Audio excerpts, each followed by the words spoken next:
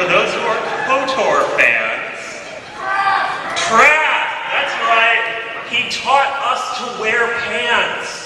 We will never be able to repay that. We would have been pantsless the entire game. I have been owned, I think. All right, let's start on the right here. My right. I don't care about your right.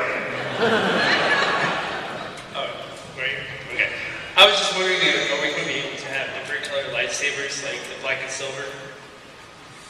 Ooh, so the question was, are we going to see some of the more unusual colored lightsabers, like the black and the silver?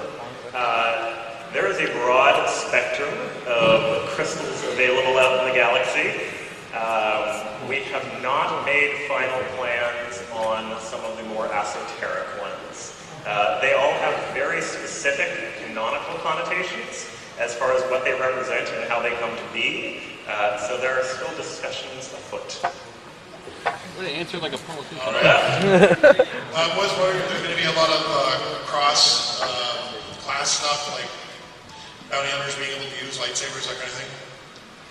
Is there going to be a lot of cross-class stuff? The example given was bounty hunters using lightsabers. There will not be bounty hunters using lightsabers.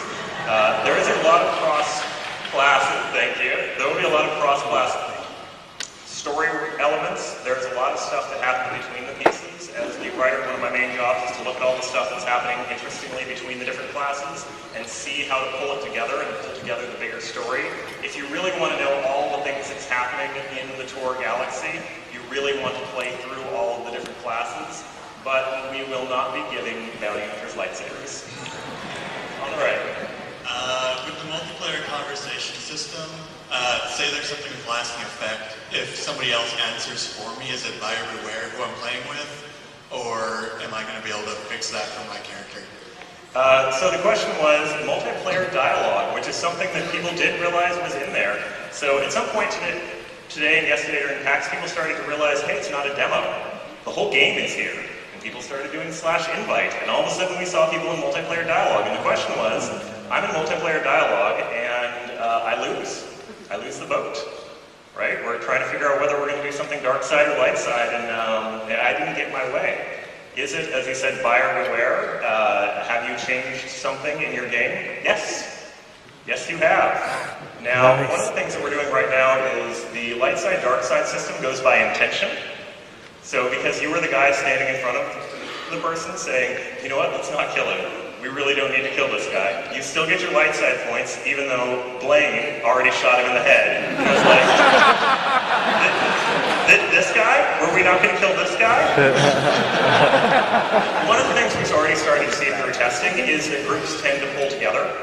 I always use the Han Solo example. When we start out and we see Han Solo, he's clearly a dark side smuggler.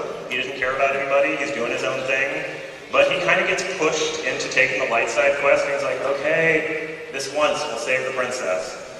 All right, we'll fight the Death Star. Okay, by the end of the campaign, he's just light side, right? He always plays with the light side group, so he said, all right, screw it, I'll be light side, I'm gonna be a general, and I'm gonna have kids, and hang out with ladies, all right. But yes, what we've always tried to recreate is the real feel of playing with people. And what people keep asking is, if I play with people, will it change my experience? The answer is yes. This is the horrifying thing that happens when you go out and socialize with humans.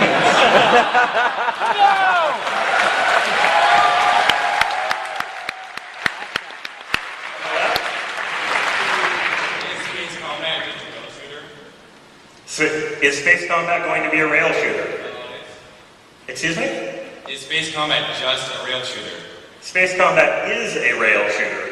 Well, we say tube shooter because a rail shooter technically sticks you in one place. A tube shooter, you have a lot more sort of move around. This is something that obviously the community, there were a lot of questions around.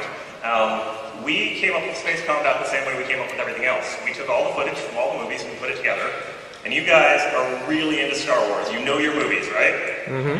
Yeah. All right. So you guys remember that part where Han Solo and Chewbacca are in the Millennium Falcon? And then he's like, hey, Chewie, let's go into space and let's just dick around.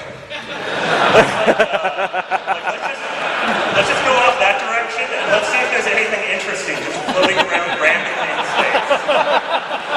And then you remember they went off and there was an asteroid, and they like mined the asteroid, and they found some loot, and then they just kind of like tooled around. We couldn't find that either. What we found is two things happen in space. One, you wanted to go somewhere and you went through hyperspace really fast. Bam! And you got there.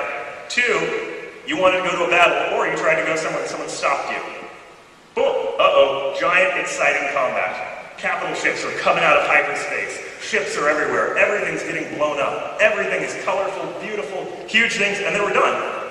And then we go on and do something else. And that is why we went for the space combat we did. Movie moments is really what we're trying to deliver there. On the right, with the awesome glasses. I think, will a Jedi Knight be able to learn how to use Force Choke or Force Lightning? Will a Jedi Knight be able to use, what was the first one, Force Choke? Yeah. Force Choke and Force Lightning. There are abilities that walk the line, which is sort of what the question is do you have light side, dark side abilities?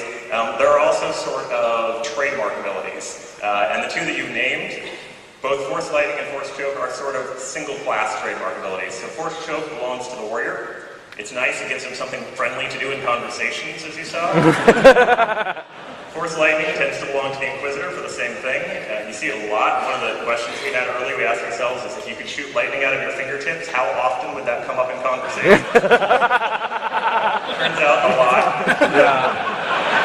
So there are some nicer abilities you can get as a Sith. There are some harsher abilities you can get as a Jedi, but the really sort of trademark ones, we've tried to keep particular classes to give them something to make their own.